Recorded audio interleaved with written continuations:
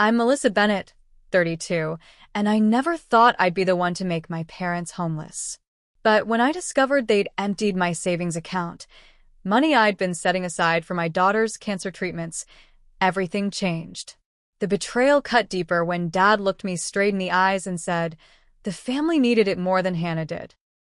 That night, while they slept soundly in the house I'd been secretly paying the mortgage on for years, I made one phone call that would tear our family apart forever. Before I dive into the most painful chapter of my life, I'm curious, where are you watching this from? I've learned through this ordeal that family betrayal happens everywhere, in every community. If my story resonates with you, please consider subscribing to this channel and hitting that like button. Family wounds run deep, and sometimes sharing our stories is the first step toward healing. Now, let me take you back to where it all began, when I still believed blood meant loyalty. I never planned to be a single mother. When I married my college sweetheart Patrick at 23, I imagined we'd grow old together, raise a family, and live that picture-perfect life you see in commercials. 2 years later, Hannah came into our world, a tiny bundle with her father's bright blue eyes and my unruly auburn hair. For a while, everything seemed perfect. Then, just after Hannah's 3rd birthday, Patrick announced he'd fallen in love with someone from work. Within 6 months, I was signing divorce papers and figuring out how to raise our daughter alone. My parents, Ronald and Patricia Bennett, stepped up immediately. They watched Hannah when I needed to work late, brought home-cooked meals, and provided the emotional support I desperately needed during those first raw months. Family takes care of family, my father would say, his weathered hands squeezing my shoulder. Nothing is more important than blood. I believed him with every fiber of my being. With my real estate license and a determination to provide Hannah with stability, I threw myself into building a career. Westlake Heights, our small suburban community outside Boston, was experiencing a housing boom, and I quickly developed a reputation as an agent who went the extra mile. By the time Hannah started kindergarten, I was earning enough to move us from our cramped apartment to a modest 3-bedroom house with a backyard where Hannah could play. My success didn't happen in isolation. My parents were there every step of the way. Mom would pick Hannah up from school when I had showings. Dad would fix things around the house and give me financial advice. When my car broke down during a particularly tight month, they loaned me $3,000 without hesitation. Keep track of your money, Melissa, Dad advised when I opened my first business account. A retired accountant, he had always been meticulous with finances. Let me help you set up a system. With his guidance, I created multiple accounts. Operating expenses, taxes, emergency fund, and a special savings account for Hannah's future. I added my parents as authorized users on my accounts, a decision that seemed sensible at the time. If anything happened to me, they would have immediate access to funds for Hannah's care. You're being smart, Mom praised. Always plan ahead. Life settled into a comfortable rhythm. I drop Hannah off at school, close deals during the day, and spend evenings helping with homework or attending her dance recitals. My parents would join us for Sunday dinners, filling our home with laughter and the smell of Mom's famous pot roast. During school breaks, Hannah would sometimes stay with them, returning with stories of Grandpa teaching her chess or baking cookies with Grandma. The first sign of trouble appeared so subtly, I nearly missed it. During a Sunday dinner 4 years ago, Dad mentioned he'd had a bit of luck at Foxwoods Casino. Mom quickly changed the subject, but not before I noticed the tension between them. I knew Dad enjoyed occasional poker games with his friends, but I never thought of him as a serious gambler. It's nothing, Mom assured me privately when I asked. Just a little hobby to keep him occupied since retirement. I accepted her explanation, not wanting to pry into their marriage. Besides, they seemed financially stable. They downsized after retirement, moving from our family home to a smaller ranch-style house in a nearby development. They took modest vacations, drove sensible cars, and never complained about money. Then, 3 years ago, everything changed. I stopped by their house unexpectedly one afternoon to drop off a birthday gift for Mom. Through the partially open office door, I overheard Dad on the phone, his voice strained. Yes, I understand the consequences of foreclosure, he was saying. I just need a little more time. I backed away, not wanting to embarrass him, but the conversation nagged at me. That evening, after putting Hannah to bed, I did something I'd never done before. I searched for my parents' mortgage information online through my real estate databases. What I found shocked me. They were 3 months behind on payments and foreclosure proceedings were imminent. The next day, I contacted their mortgage company. Using my industry connections and a significant portion of my savings, I negotiated a repayment plan and took over their monthly payments. I decided not to tell them, not wanting to wound my father's pride. I convinced myself it was temporary just until they got back on their feet. Meanwhile, my relationship with my brother Jeffrey remained complicated. 2 years my senior, Jeffrey had always been the golden child. Where I was responsible and methodical, he was charming and spontaneous. Dad would beam with pride at Jeffrey's stories, even when they bordered on exaggeration or outright lies. Mom would always serve him the largest portion at dinner, save his favorite desserts, make excuses for his absences at family functions. "Your brother just marches to his own drummer," she would say whenever he disappointed her. I'd accepted my place in the family hierarchy long ago, but sometimes the favoritism still stung. Jeffrey would swoop in for holiday visits, showering Hannah with expensive gifts he couldn't afford, promising outings that often never materialized. He'd married Samantha, a quiet woman who always seemed slightly uncomfortable around our family, and they lived about an hour away in Manchester. They had no children, something Mom frequently lamented. "I just wish Jeffrey would settle down properly," she'd sigh, somehow ignoring that her unmarried daughter had provided her only grandchild. Life continued this way until Hannah's 7th birthday, when she developed unusual bruises and a persistent fatigue that no amount of rest seemed to cure. After weeks of tests and specialists, we received the diagnosis that would shatter our world: acute lymphoblastic leukemia, a rare and aggressive form.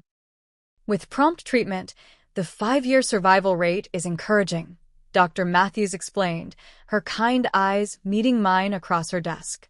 But Hannah's genetic markers indicate she might benefit from a newer targeted therapy that's showing remarkable results in clinical trials. The treatment plan she outlined was comprehensive: standard chemotherapy combined with an experimental immunotherapy that had shown promising results for cases like Hannah's. The cost was staggering: $88,000 for the portions not covered by insurance, but I didn't hesitate. Hannah's life was worth any price. That evening, my parents arrived with overnight bags. "We're moving in," Mom announced, already heading toward the guest room. "You can't manage work, the house, and hospital visits alone." "That's what family does," Dad added, his arm around my shoulders. "We stand together." For the next few months, we fell into a new routine. I would take Hannah to treatments while trying to maintain enough work to keep our finances afloat. Mom would handle the cooking and housework. Dad would drive Hannah to her follow-up appointments when I had unavoidable showings or closings. Every penny I earned went toward Hannah's treatment fund. I cut all unnecessary expenses, took on additional listings, and worked evenings preparing market analyses when Hannah was asleep. Slowly, the special account grew. $88,000 seemed impossible at first, but after 8 months of grueling work and extreme saving, I was just $5,000 short of our goal. "We're almost there, sweetie," I told Hannah one night as I tucked her into bed, her small body frail from the chemotherapy, but her spirit unbroken. "Soon you'll start the special medicine that's going to make you all better." "And then my hair will grow back?" she asked, her fingers touching her colorful headscarf. "Even prettier than before," I promised, kissing her forehead. What I didn't know then was that while I was saving my daughter's life penny by penny, the foundation of trust I'd built with my parents was about to crumble beneath me. The morning everything changed began like any other. I woke at 5:30, checked on Hannah, who was sleeping peacefully for once, and made coffee while reviewing my calendar. I had a promising showing scheduled with first-time buyers, followed by a meeting with Dr. Matthews to finalize Hannah's treatment schedule. The experimental therapy would begin the following week, provided I made the final deposit today. I settled at my laptop, logged into my banking app, and navigated to Hannah's treatment fund. For a moment, I thought there must be an error. Where the balance should have read $83,000, it showed $0. I refreshed the page, then tried logging out and back in. The result was the same. $0. My hands trembled as I called the bank's customer service line. After verifying my identity, the representative confirmed my worst fear. Yes, Ms. Bennett, a withdrawal for $83,247.68 was processed yesterday at our downtown branch. The funds were withdrawn in person. That's impossible, I said, my voice rising. I didn't withdraw anything. According to our records, the withdrawal was made by Patricia Bennett, who is an authorized user on the account. We have the signed withdrawal slip on file. My mother had emptied the account. The room seemed to spin around me.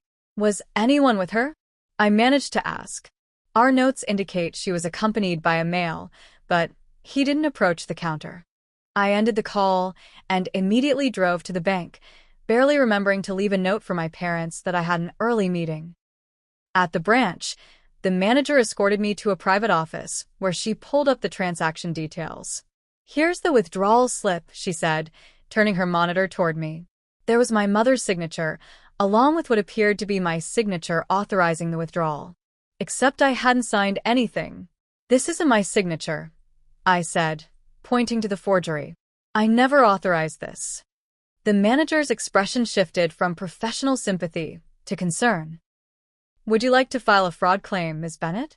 This is a serious allegation. I hesitated. Filing fraud charges would mean reporting my own parents to the police. Can I see the security footage first? 20 minutes later, I sat watching the video footage from the previous day. There was my mother at the teller window, my father standing several feet behind her, checking his watch impatiently. The timestamp showed 2:15 p.m. While I was showing a property across town, and Hannah was at her art therapy session.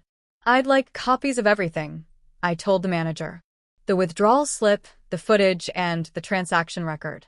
But I need to speak with my parents before deciding on next steps. I drove home in a fog of disbelief and rising anger. My parents' car was in the driveway. Inside, I found them in the kitchen with Hannah, who was eating the pancakes Mom had made.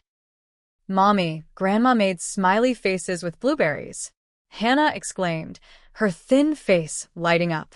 That looks delicious, sweetheart. I managed. Why don't you take your breakfast to the den and watch some cartoons? I need to talk to Grandma and Grandpa. Once Hannah was out of earshot, I placed my phone on the kitchen island and played the security footage. Would either of you like to explain this? Asked, my voice deadly calm. Mom's face drained of color. Dad's jaw tightened, but he didn't look surprised. Melissa, we can explain, Mom began, her hands fluttering nervously. You forged my signature and took my daughter's treatment money, I said. What possible explanation could there be? It wasn't like that, Dad said, his voice taking on the authoritative tone he'd used throughout my childhood when his decisions weren't to be questioned. We needed to borrow it temporarily. Family emergency. What emergency could possibly be more important than Hannah's cancer treatment? I demanded. A long silence filled the kitchen. Finally, Dad spoke. Your brother is in trouble. Serious trouble. He owes some very dangerous people a lot of money. Gambling debts, I said flatly, the pieces falling into place. Jeffrey's gambling? Or yours? Jeffrey made some mistakes, Mom interjected quickly. But these aren't nice people he's dealing with. They threatened Samantha, said they'd hurt her if he didn't pay. So, you took Hannah's treatment money? Money that could save her life. I couldn't believe what I was hearing. The family needed it more than Hannah did, Dad said, his expression hardening. Hannah's doctors said she has a good chance even with conventional treatment.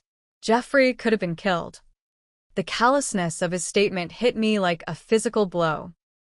I stared at him, this man who had taught me about family loyalty, who had held my hand at my divorce hearing, who read bedtime stories to his granddaughter even when he was tired.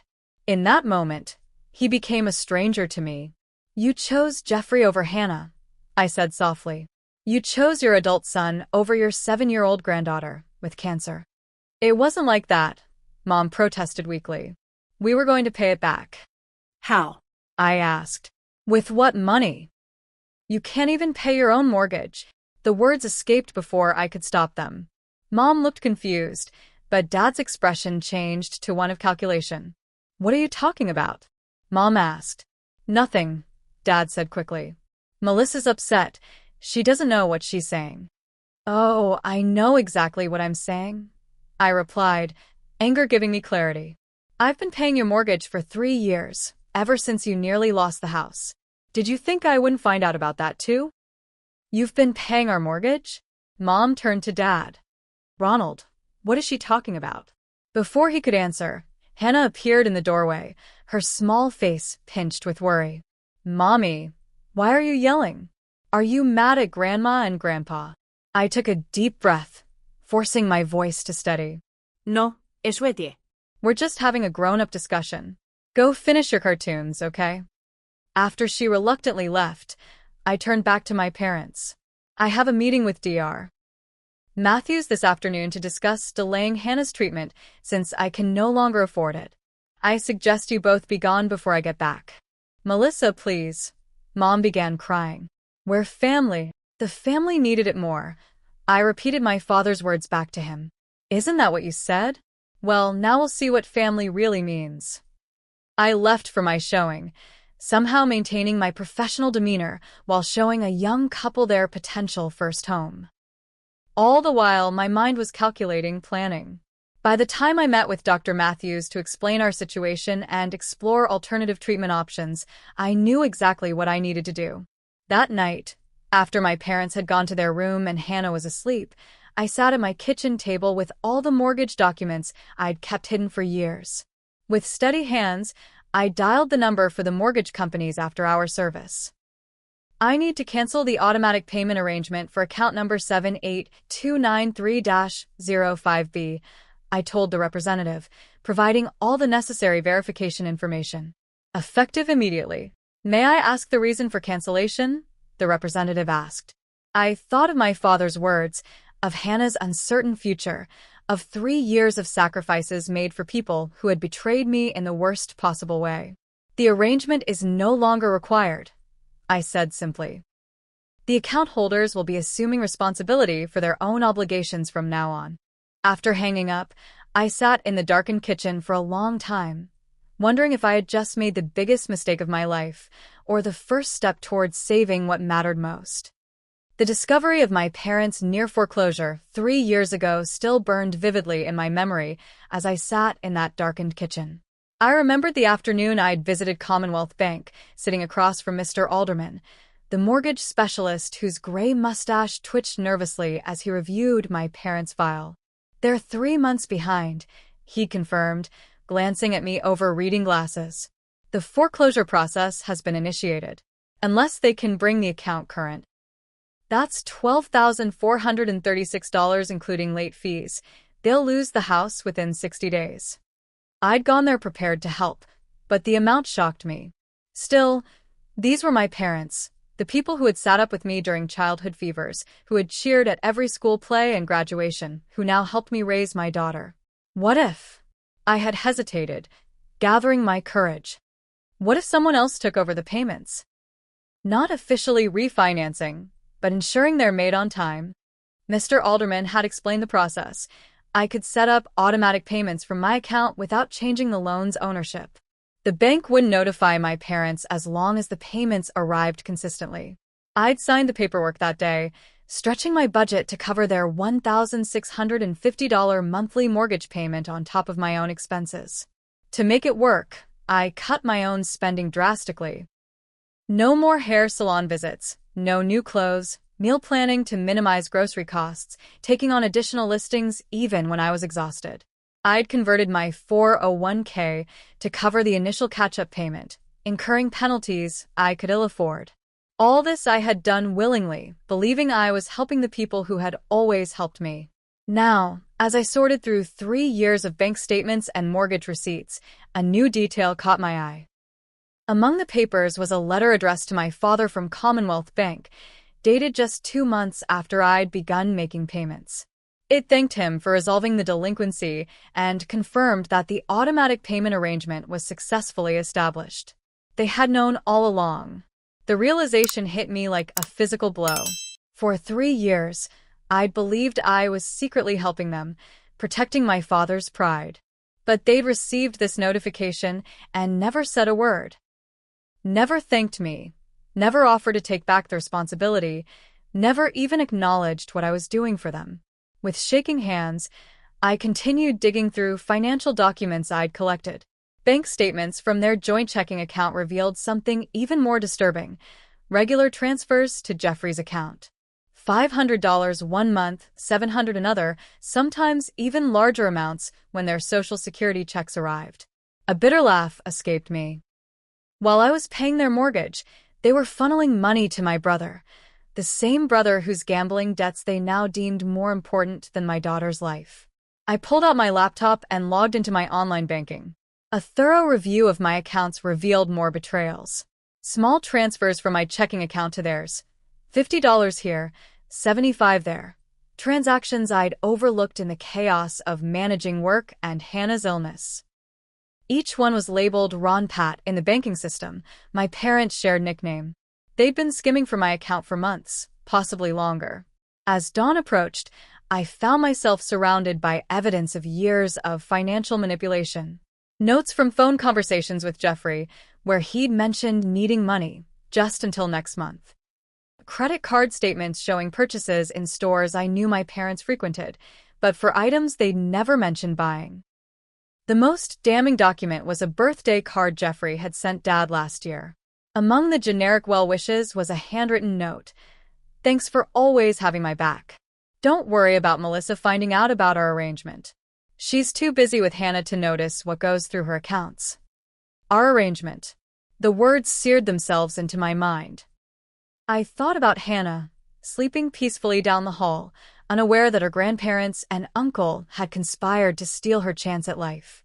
My daughter, who still made Father's Day cards for the grandfather who had chosen her uncle over her. The final piece fell into place when I found emails between my father and Jeffrey from 6 months ago. Jeffrey had been threatening to cut contact, to prevent them from seeing his future children if they didn't step up to help him financially. My parents, terrified of losing their golden child, had capitulated to his emotional blackmail time and again. By morning, I had compiled everything into a meticulous file: evidence of the forged signature, bank statements showing the unauthorized withdrawal, proof they'd known about the mortgage payments, documentation of the systematic small transfers from my accounts, and the trail of financial support to Jeffrey. I called my attorney, Eleanor Winters, and scheduled an emergency appointment for that afternoon. Next, I contacted the mortgage company again, speaking with a supervisor to ensure the cancellation of payments was properly processed and to inform them that any further communication should be directed solely to the account holders, my parents. "I need to understand my legal position," I explained to the supervisor. "If they claim they weren't aware I was making these payments, what recourse would they have?" "According to our records, Mr. Bennett was notified of the payment arrangement in writing," the supervisor confirmed. "We have his signature acknowledging receipt of that notification. If he's claiming otherwise, that would be problematic for him." I thanked her and ended the call, feeling a cold sense of resolution settling over me. 3 years of financial sacrifice, done out of love and family obligation, had been repaid with the worst kind of betrayal. The mortgage payments had been my choice, but taking Hannah's treatment money was unforgivable. As I heard movement upstairs, my parents beginning their day as if nothing had happened, I made one final decision. I wrote a formal letter stating that I was revoking their authorization on all my accounts, effective immediately, citing the unauthorized withdrawal and forged signature. I would deliver it to the bank in person that morning. The wood stairs creaked as my father descended, wearing the faded blue robe I'd given him 2 Christmases ago. "Morning, Mel," he said cautiously, using my childhood nickname. "Coffee ready?" I looked at this man I'd trusted implicitly my entire life, who had taught me that family was sacred, who now couldn't meet my eyes. "It's made," I replied flatly. "Help yourself. I'll be back this evening." I expect we'll have a lot to discuss. As I walked out the door, I felt something shift inside me. The death of blind trust, yes, but also the birth of something stronger.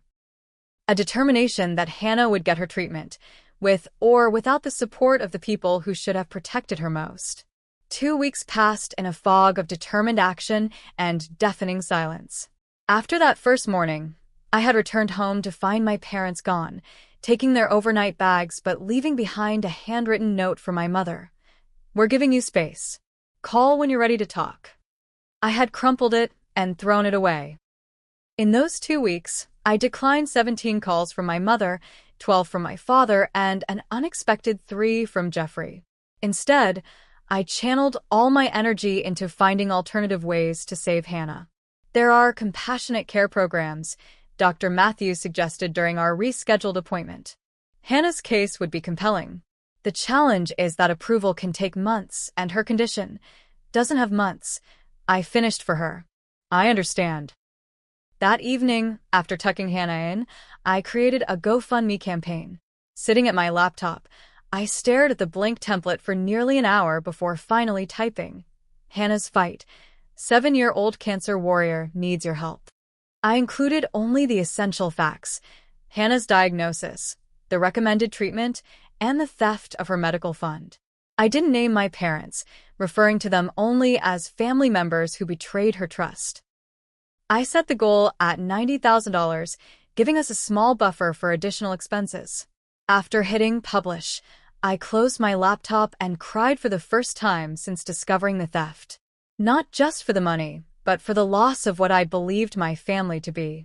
The next morning, I received a text from a number I hadn't seen in 5 years. Thomas, my ex-husband. "Melissa, I just saw the GoFundMe. Is Hannah really sick? Why didn't you tell me?" I hadn't contacted him because he had made his choice years ago.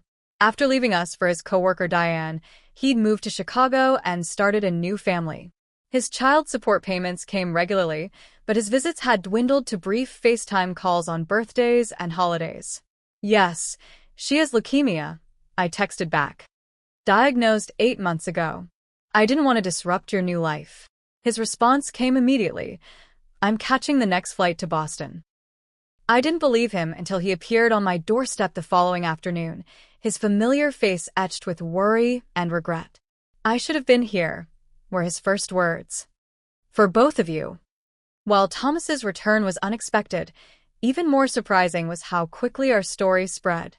By the third day, the GoFundMe had reached $18,000 in donations, many from strangers who shared their own stories of family betrayal in the comments. By the end of the week, we'd reached $30,000. Then came the call from Westlake Daily, our local newspaper. A reporter named Sophia Hayes wanted to interview me about Hannah's situation. My first instinct was to decline. I never intended to make this public. But Hannah's life was at stake, and pride was a luxury I couldn't afford. The article appeared 2 days later. Local mother fights for daughter's life after family members steal cancer treatment fund. The piece was respectful but unflinching, detailing Hannah's diagnosis, the experimental treatment that offered her best chance, and how family members had emptied her medical fund without permission. "I never wanted to share this publicly," I was quoted saying. But when Hannah asked me why she couldn't start her special medicine, I realized silence wasn't protecting anyone but the people who betrayed her. The morning the article was published, my parents appeared unannounced on my doorstep. I hadn't seen them since the confrontation in my kitchen 2 weeks earlier. Mom looked like she'd aged years, her usually perfectly styled hair limp around her pale face. Dad stood rigid, his expression a mixture of anger and something that might have been fear. "How could you?" Dad demanded, waving a copy of the newspaper. "Dragging our family business into the public eye?" I stood in the doorway, blocking their entry. "I didn't name you. Everyone in town knows it's us." Mom cried. "Our church group, our friends, they're all calling, asking if it's true." "Is that really your concern right now?" I asked incredulously. "Your reputation? You have no idea what you've done," Dad continued, his voice rising. "We were going to fix this. We were going to get the money back." How? When? I challenged. Hannah's treatment was supposed to start last week. Every day we delay reduces her chances. We would have figured something out, he insisted. Family problems should stay within the family. Family? I laughed bitterly. You stopped being family the moment you decided Jeffrey was more important than Hannah's life. Thomas appeared behind me, placing a supportive hand on my shoulder. I think you should both leave, he said quietly but firmly. Dad's face reddened at the sight of my ex-husband. What's he doing here? Back to play daddy now that things are tough. At least he came back, I said. Which is more than I can say for the grandparents who abandoned her when she needed them most. Our raised voices had attracted attention. Mrs. Lawson from next door had paused while watering her flowers. Across the street, the Garcia family had stopped unloading groceries from their car. This is exactly what I mean, Dad hissed, noticing the neighbors. You're making a spectacle. I didn't steal from a sick child, I interrupted. And I find it interesting that you're more concerned about what the neighbors think than about whether Hannah will live or die. That's not fair, Melissa, Mom sobbed. We love Hannah. Love doesn't empty her medical fund, I replied coldly. And speaking of funds, I've been meaning to ask, have you made your mortgage payment this month? Dad's expression shifted instantly from indignation to alarm. What did you do? I canceled the automatic payments, I said. The ones I've been making for 3 years while you funneled money to Jeffrey. The arrangement you knew about but never acknowledged. You can't do that, Dad sputtered. We'll lose the house. The family needed it more. I quoted his own words back to him. A car pulled into the driveway, Jeffrey's silver BMW. He emerged wearing designer sunglasses that probably cost more than Hannah's monthly medication. What the hell, Melissa? He shouted, striding toward us. You're trying to destroy our parents' lives with these lies. Lies? I echoed. I have bank statements, Jeffrey. I have the forged withdrawal slip. I have emails between you and Dad discussing your arrangement. The color drained from my brother's face. You had no right to go through Dad's emails. And you had no right to take Hannah's treatment money, I countered. How much of it have you already gambled away? Jeffrey looked to our father for support, but Dad was staring at a man in a business suit approaching up the walkway, an official-looking envelope in hand. Ronald Bennett. The man inquired formally. Yes, Dad answered warily. This is for you. The man handed over the envelope. You've been served with a formal notice of foreclosure proceedings for property at 247 Oakwood Lane. The timing was so perfect it almost seemed staged. Mom gasped, clutching Dad's arm as he tore open the envelope with trembling hands. This can't be right, he muttered, scanning the document. They can't foreclose this quickly. They can when you're already on thin ice, I explained. When your daughter has been the only thing standing between you and foreclosure for 3 years and suddenly stops paying. You're tearing this family apart, Jeffrey accused, stepping forward aggressively until Thomas moved between us.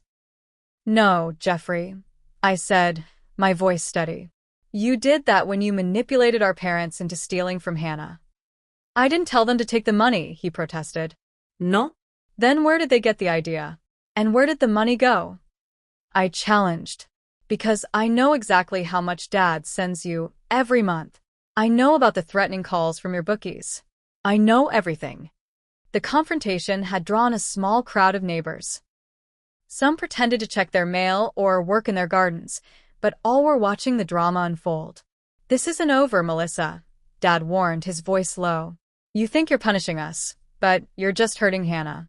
She needs her grandparents. What Hannah needs is her medicine, I replied. The medicine you stole from her. As they retreated to their cars, Jeffrey peeling out dramatically, my parents following more slowly, I felt hollow rather than victorious. The family I trusted was gone, replaced by strangers who had chosen their own interests over my daughter's life. That evening, as Hannah and I sat on the porch swing, she looked up at me with those wise eyes that seemed too old for her young face. Are Grandma and Grandpa mad at us? She asked softly. No, sweetheart, I answered, choosing my words carefully. They made some mistakes, and now they need to fix them. But it doesn't change how much they love you. It was a lie, but a merciful one. How could I tell her that the grandparents who read her bedtime stories had valued her uncle's gambling debts above her life? If there's one thing I've learned through all this, it's that family isn't just about blood. Sometimes the people who hurt us most are those we're related to, while strangers step up in ways we never expected. As Hannah fell asleep against my shoulder, I checked the GoFundMe on my phone one last time before bed. The total now stood at $32,580, still far short of what we needed, but a testament to the kindness of strangers and friends who had rallied around us in our darkest hour. I wondered if you've ever had to rebuild your definition of family after betrayal. It's a painful process, but sometimes necessary. If you're going through something similar, please know you're not alone. We'll continue this journey together in the next part of my story. The day after the confrontation in my driveway, my phone rang continuously. Colleagues from my real estate office, parents from Hannah's school, neighbors I barely knew, all calling to offer support after reading the newspaper article. By afternoon, my broker Vivian called an impromptu office meeting. "We take care of our own," she announced to our team of 20 agents gathered in the conference room. "Melissa and Hannah are family to us, and we protect family.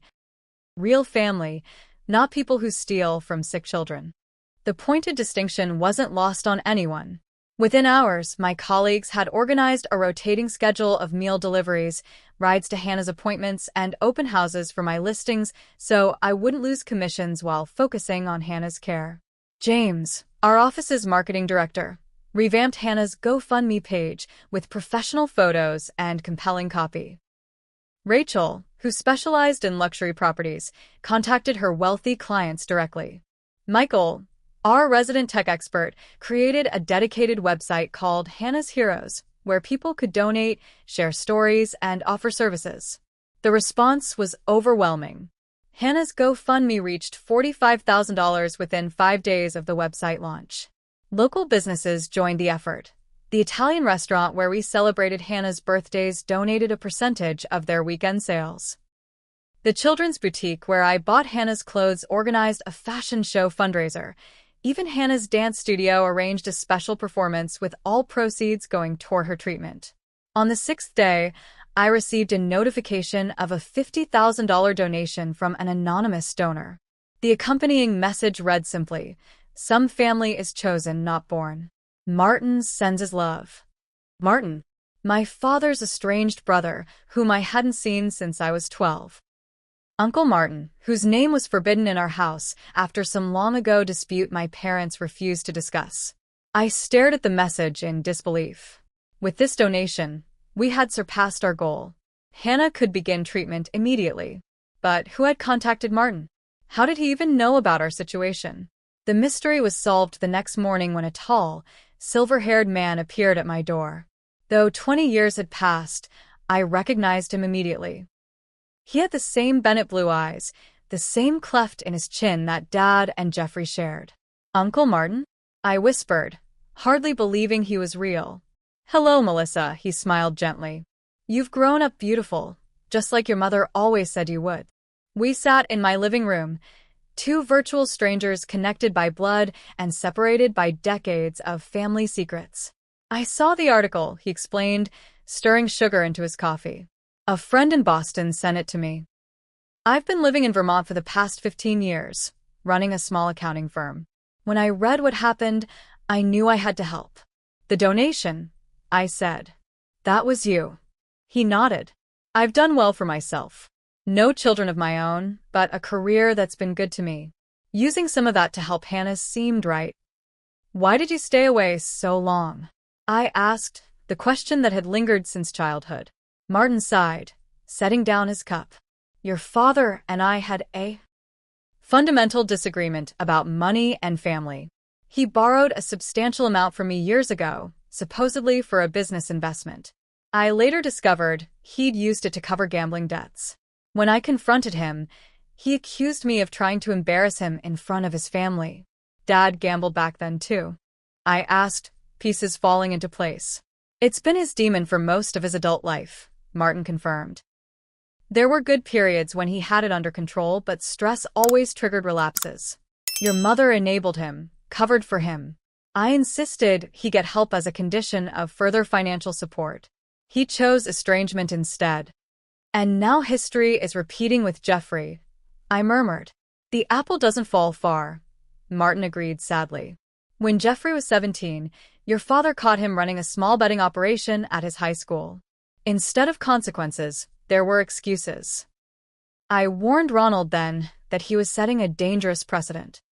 We talked for hours about the past, about Hannah's condition, about the family dynamics I never fully understood.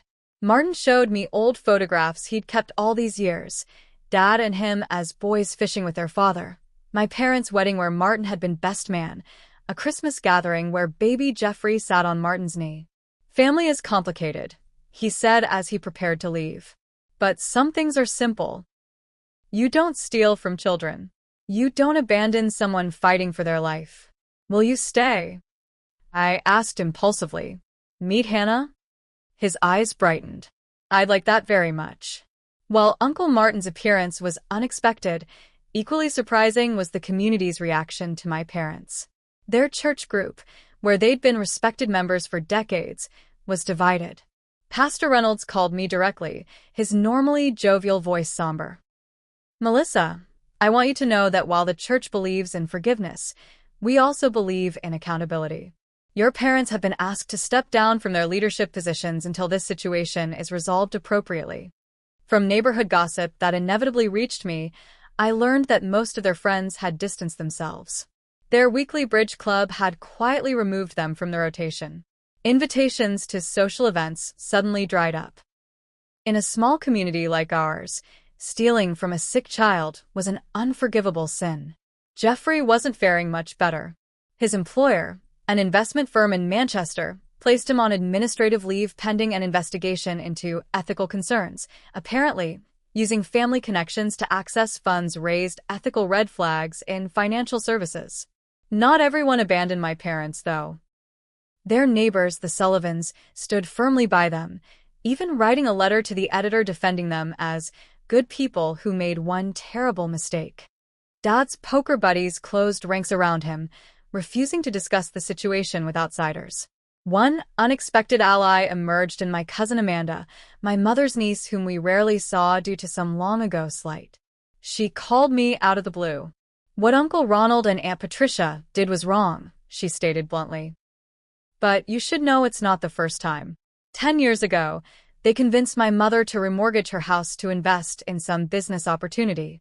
The money disappeared, the business never materialized, and Mom nearly lost everything. Why didn't she say anything? I asked, stunned by this revelation. Pride. Shame.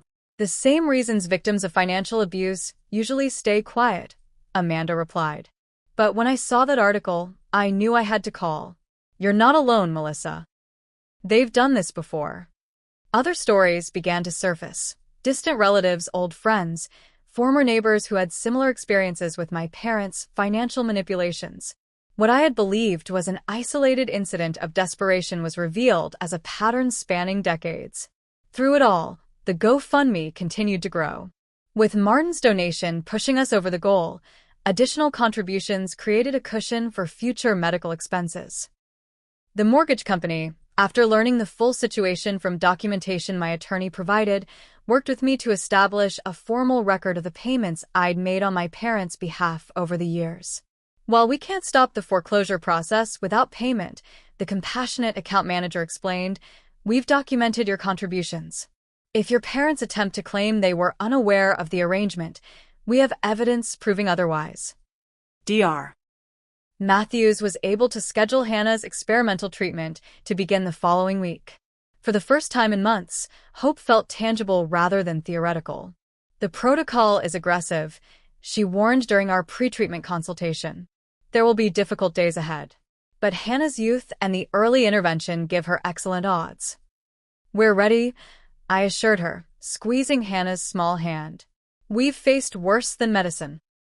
The day before treatment began, Thomas and I took Hannah to her favorite park.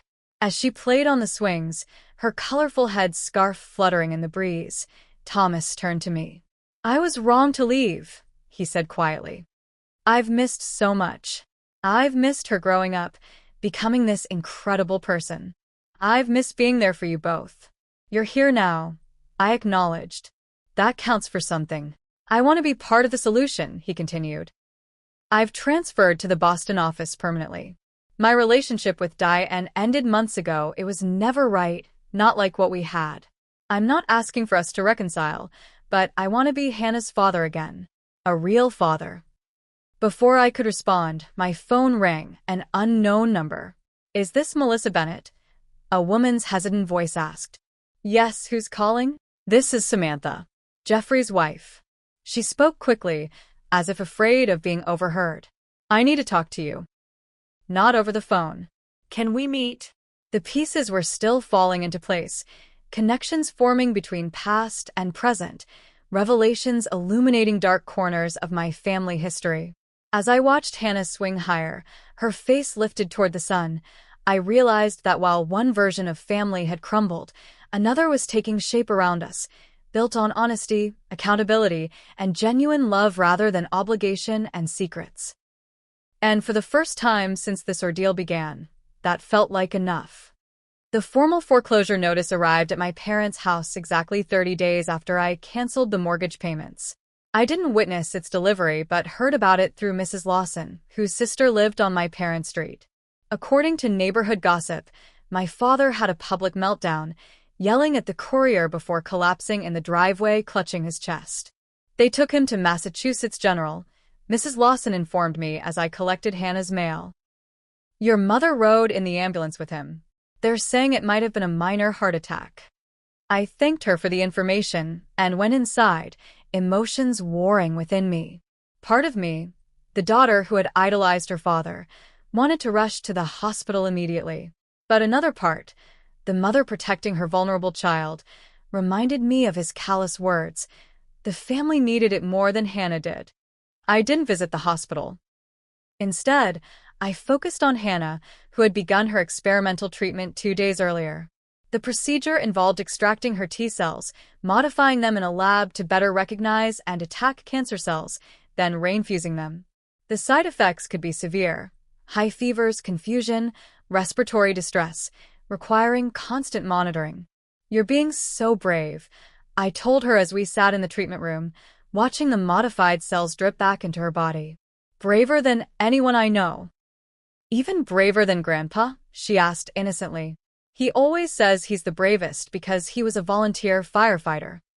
The mention of my father sent a pang through my heart. Yes, even braver than Grandpa. Hannah frowned. When are they coming to visit? I miss Grandma's special pancakes. They're taking some time away, I answered carefully. Grandpa isn't feeling well. Is he sick like me? Her eyes widened with concern. No, sweetheart. Different kind of sick. But he'll be okay. At least I hoped that was true. 3 days after Dad's hospitalization, my mother appeared on my doorstep alone. She looked diminished somehow, her normally perfect makeup absent, her clothes wrinkled as if she'd slept in them. Ronald's being discharged tomorrow, she said without preamble. He had a mild cardiac event brought on by stress. The doctor says he needs to avoid upsetting situations. I stood in the doorway, neither inviting her in nor sending her away. I'm sorry to hear that. Are you? Her voice cracked. You canceled our mortgage payments. You went to the newspaper. You turned our friends against us. Are you really sorry he's in the hospital? I didn't want him hurt, I said honestly. I wanted accountability. He could have died, Melissa. And Hannah could die without her treatment, I countered. The treatment you stole from her.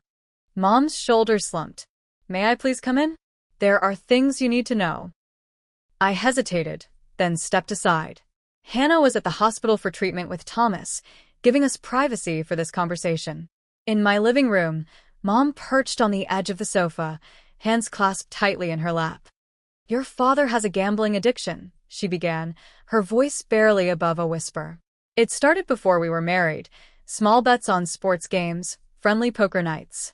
I thought it was under control for many years.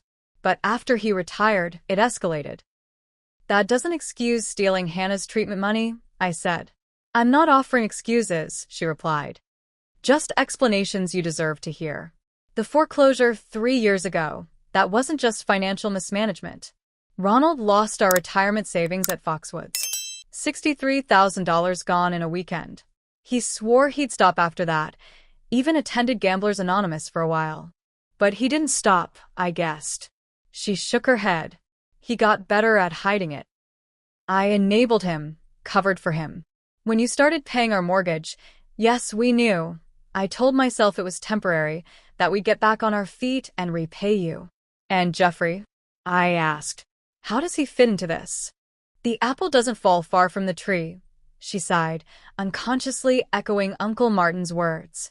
Jeffrey started gambling in college. Small stuff at first, then larger bets. Ronald saw himself in Jeffrey, wanted to protect him from the consequences he'd faced. It became a cycle. Jeffrey would get in trouble. We'd bail him out. He'd promise to change.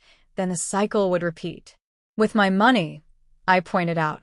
Yes, she admitted, tears welling. With your money. With Hannah's money. I'm not proud, Melissa. I've failed as a mother, as a grandmother.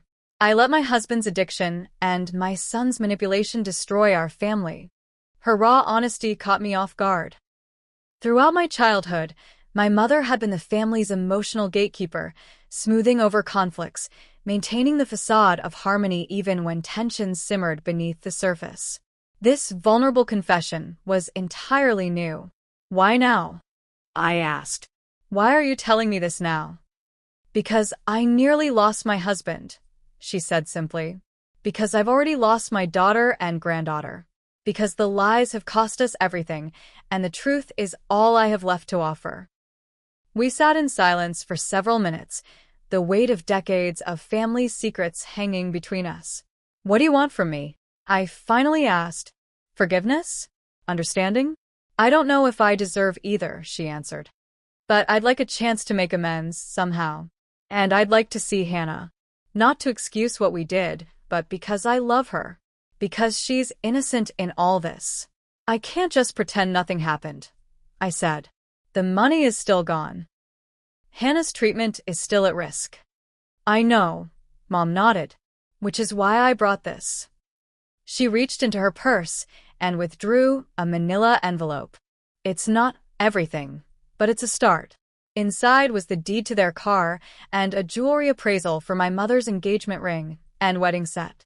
The car is paid off, worth about $20,000, she explained. The jewelry is appraised at $12,000.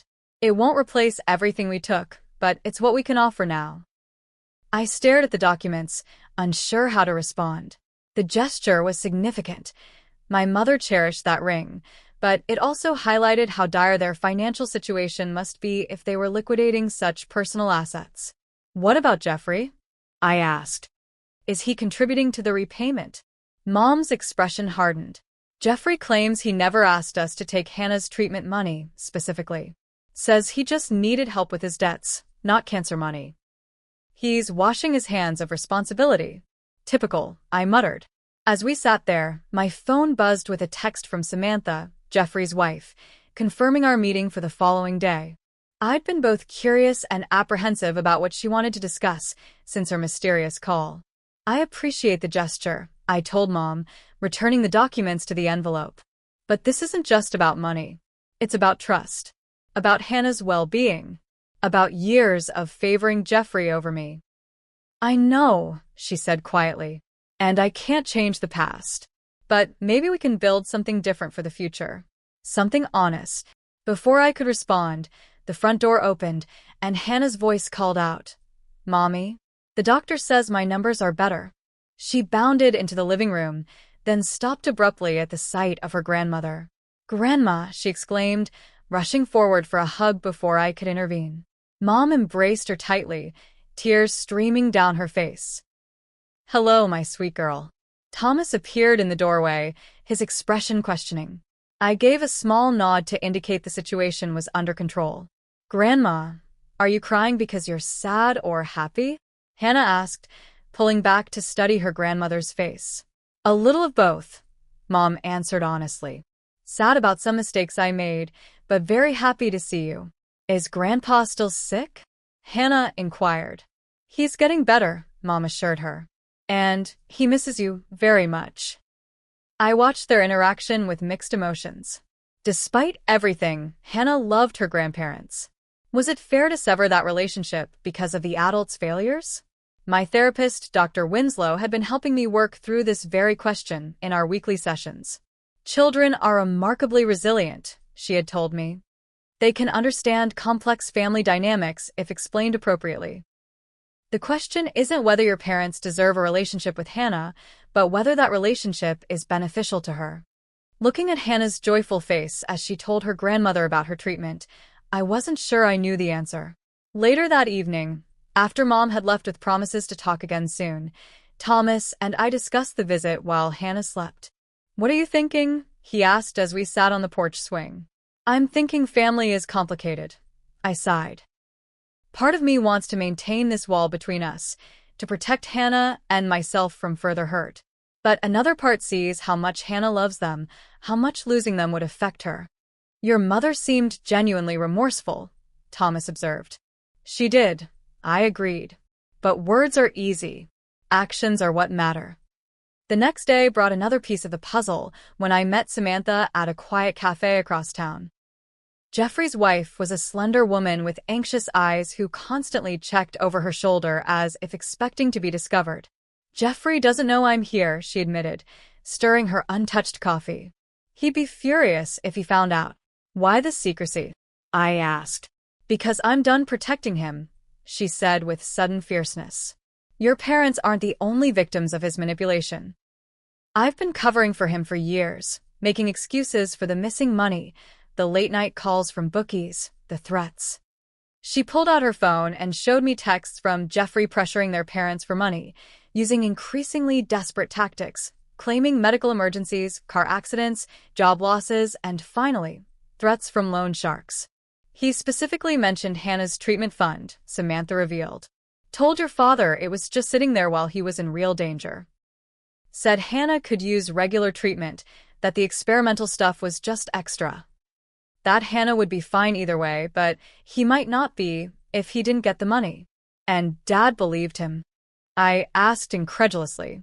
"Your father believes what he wants to believe about Jeffrey," Samantha said bitterly. "Always has. And Jeffrey knows exactly which buttons to push. He's not just a gambler, Melissa. He's a manipulator. He's been playing everyone against each other for years." "Why tell me this now?" "Because I'm leaving him," she stated firmly. "I've accepted a job in Seattle, as far from here as I can get. But before I go, I wanted you to know the truth. Your parents did something unforgivable, but they were manipulated by a master. Jeffrey knew exactly what he was doing when he convinced them to take that money." As I drove home, I considered how this new information fit into the complex family picture. My parents had made their own choices. Terrible, selfish choices, but they'd been expertly manipulated by a son who knew their weaknesses intimately. Did that change anything? Did it make their betrayal any less devastating? The answer wasn't simple. Nothing about family ever is. That evening, as Hannah and I made cookies, a small celebration of her improving blood counts, she looked up at me with flour on her nose. "Mommy, are you still mad at Grandma and Grandpa?" I hesitated, wanting to be honest without burdening her. "I'm disappointed in some choices they made. But I still love them, just like I'll always love you no matter what." "Can they come visit again?" she asked hopefully. Grandpa could bring his chess set. He promised to teach me the horsey moves. Looking at her hopeful face, I realized that while healing my relationship with my parents would be a long, complicated process with no guarantees, Hannah's relationship with them could perhaps be salvaged with proper boundaries and supervision. "We'll see," I told her, which wasn't a yes, but wasn't a no either. "First, let's focus on getting you better. Then we can think about chess lessons." As I tucked her into bed that night, surrounded by the stuffed animals Uncle Martin had brought during his last visit, I reflected on the strange new family configuration taking shape around us. My renewed connection with my ex-husband, the unexpected presence of my long-lost uncle, the tentative olive branch from my mother, and the permanent absence of my manipulative brother. Not the family I was born into, but perhaps the family Hannah and I needed now. 6 months passed like a series of photographs snapped in quick succession. Hannah ringing the bell at the hospital after completing her experimental treatment. My parents moving into a small apartment after the foreclosure was finalized. Uncle Martin teaching Hannah to play chess on Sunday afternoons. The last of Jeffrey's possessions being removed from my parents' storage unit after he relocated to Las Vegas, without saying goodbye to anyone. Most precious of all, Hannah's latest scan showing no detectable cancer cells. We'll continue monitoring closely, Dr. Matthews cautioned during our follow-up appointment, but the results are extremely encouraging. The experimental therapy worked exactly as we'd hoped. When will my hair grow back? Hannah asked, tugging at the colorful scarf Uncle Martin had brought her from his trip to Italy. It's already starting, Dr. Matthews pointed to the soft fuzz appearing on Hannah's scalp. By Christmas, you'll have a cute pixie cut. That evening, we held a small celebration dinner. Hannah, Thomas, Uncle Martin, and me. My parents weren't included. Our relationship remained cautious, constrained by boundaries I'd established after careful consideration. I had decided, with Dr. Winslow's guidance, to help them find affordable senior housing rather than have them move in with us, as they'd initially suggested. I'd accompanied them to view apartments, co-sign their lease for the modest one-bedroom they could afford on their Social Security income, and even helped coordinate their downsizing yard sale. What I wouldn't do was pay their bills or give them unrestricted access to Hannah. Our interactions occurred under specific conditions: addiction treatment for my father, regular family therapy sessions, and absolute transparency regarding finances. Recovery is a process, Dad's addiction counselor had explained during a joint session. Ronald is making progress, but gambling addiction has one of the highest relapse rates of any addiction. The compulsion doesn't simply disappear. Dad had nodded solemnly. One day at a time, he'd said, the gambler's anonymous mantra now familiar on his lips. The money remained a complicated issue. My parents had sold their car and Mom's jewelry as promised, generating about $32,000 toward the $83,000 they'd taken. They'd established a payment plan for the remainder, transferring small amounts monthly from their limited income. At that rate, it would take decades to repay the full amount, a fact we all acknowledged but rarely discussed. The unexpected silver lining came from the community's response to Hannah's story. The GoFundMe had ultimately raised over $120,000, far exceeding our goal.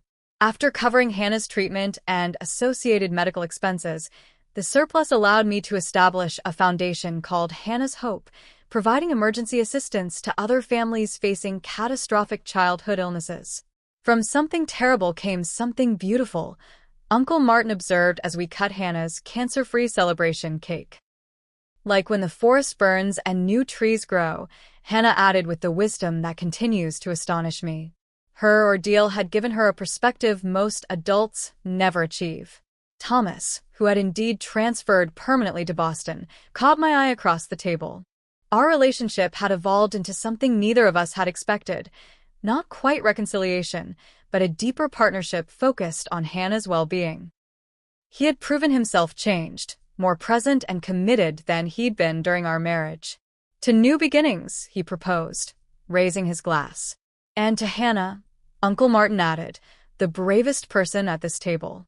We all clinked glasses, even Hannah with her sparkling cider, celebrating not just her recovery, but the reconfigured family that had emerged from the ashes of betrayal. The final piece of closure came unexpectedly, 2 weeks after Hannah's celebration dinner. Jeffrey, whom I hadn't seen or spoken to since the confrontation in my driveway, appeared at my office unannounced.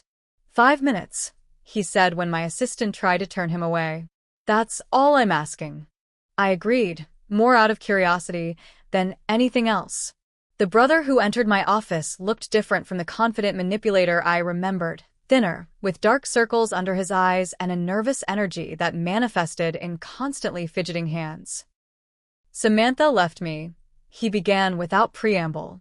She sent divorce papers from Seattle. I know, I replied. She told me she was leaving months ago. He looked startled. You've been in contact with my wife? Ex-wife, soon. I corrected. And yes, we've spoken several times. Jeffrey ran a hand through his hair, a gesture so reminiscent of our father that it momentarily caught me off guard. "I'm moving to Vegas," he announced. "Fresh start. Got a job dealing blackjack at the Bellagio." I couldn't help but laugh at the irony. A gambling addict working in a casino. Sounds like a recipe for disaster. "I'm not Dad," he said defensively. "I can control it." "That's exactly what Dad always said," I pointed out. "Right before he lost everything. Again." Jeffrey's expression hardened. "I didn't come here for a lecture." "Why did you come, Jeffrey?" To say goodbye. "To apologize? To ask for money?" "I came to tell you I never meant for them to take Hannah's treatment fund," he said, not meeting my eyes. "I just asked for help with some debts. I didn't specify where the money should come from." "That's your defense? That you didn't specifically instruct them to steal from a sick child?" I shook my head in disbelief. "You knew exactly what you were doing. You knew about Hannah's treatment. You knew how expensive it was. You knew they didn't have money of their own to give you." "You don't understand what it's like," he insisted. "These weren't ordinary debts. These people would have hurt Samantha. And you were willing to hurt Hannah to protect her," I said coldly. "Your choice is clear." He flinched as if I'd slapped him. For a moment, I saw a flicker of something genuine in his eyes. Shame, perhaps, or the realization of what he'd done. But it disappeared quickly, replaced by the familiar defensive anger. "I just wanted you to know my side before I left," he said, standing to leave. "I won't be back." "Goodbye, Jeffrey," I said simply. "I hope you find whatever you're looking for in Vegas." After he left, I sat at my desk for a long time, thinking about choices and consequences. Jeffrey had chosen to run rather than face what he'd done. My parents had chosen, however belatedly, to acknowledge their failures and work toward redemption. I had chosen to protect Hannah while leaving the door cracked open for healing. None of these choices were simple or perfect, but they were authentic reflections of who we had become. The holiday season brought another milestone, our first family gathering since the betrayal.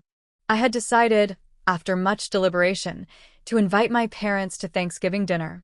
Uncle Martin would be there, along with Thomas and Hannah.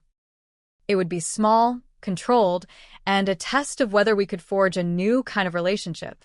"Are you sure about this?" Thomas asked as we prepared the turkey that morning. "You don't owe them this." "I'm not doing it for them," I explained, measuring stuffing ingredients. "I'm doing it for Hannah. And maybe a little for myself. Carrying anger is exhausting." When they arrived, Mom brought her famous pumpkin pie, and Dad carried a small wrapped gift for Hannah. They moved cautiously, like visitors in a museum afraid of breaking the exhibits. Dad had lost weight, his clothes hanging loosely on his frame. Mom's hair had more gray than I remembered. "Thank you for including us," Mom said quietly as she hung up her coat. "We know it's a privilege, not a right." Dinner was awkward at first, conversations stilted and careful. But Hannah, bless her resilient heart, bridged the gaps with stories about school and her excitement about her growing hair. "Look, Grandpa," she exclaimed, removing her headscarf to reveal about an inch of soft brown fuzz. "The doctor says by Christmas I'll have a pixie cut." "Beautiful," Dad said, his voice thick with emotion. "Just like your mother at your age." The moment that truly shifted the atmosphere came during dessert. Uncle Martin, who had maintained a polite but distant relationship with my father, suddenly raised his glass. "To second chances," he said, looking directly at Dad. "And to the courage it takes to face our demons." Dad's eyes glistened with tears. "To second chances," he echoed. "And to family, the one we're rebuilding, not the one we broke." After dinner, while Hannah showed Uncle Martin her latest art project and Thomas cleared the table, I found myself alone with my parents in the living room. "Hannah's foundation helped the Ramirez family last week," I told them, filling the silence. "Their daughter needs specialized treatment in Boston. We covered their hotel and transportation costs." "That's wonderful," Mom said. "Something good coming from something terrible." "We're proud of you, Melissa," Dad added hesitantly. "We always were, though we didn't show it enough. You've built something meaningful from our greatest failure." It wasn't just your failure, I acknowledged, surprising myself. It was a family system that was broken long before Hannah got sick. The favoritism, the secrets, the enabling, we all played our parts. But you broke the cycle, Mom pointed out. You chose a different path. As they prepared to leave that evening, Dad handed me an envelope. It's not much, he said. Just this month's payment. But I wanted to give it to you in person. Inside was a check for $300, a small fraction of what they still owed, but significant given their limited income. More important than the amount was the card that accompanied it, filled with Dad's careful handwriting. Melissa, I know words are inadequate, and money can never repay the true cost of what we did. But I want you to know that I am fighting my addiction every day, not just for myself, but for the chance to be worthy of being Hannah's grandfather again someday. With love and deepest regret, Dad. After they left, I sat on the porch swing, watching the November stars appear in the early evening sky. Hannah joined me, snuggling under a blanket against the chill. Are you still sad about Grandma and Grandpa? She asked, always perceptive. Not sad exactly, I answered thoughtfully. More like understanding that people can love you and still hurt you, and that sometimes you have to build new kinds of relationships after trust is broken. Like Humpty Dumpty, she nodded sagely.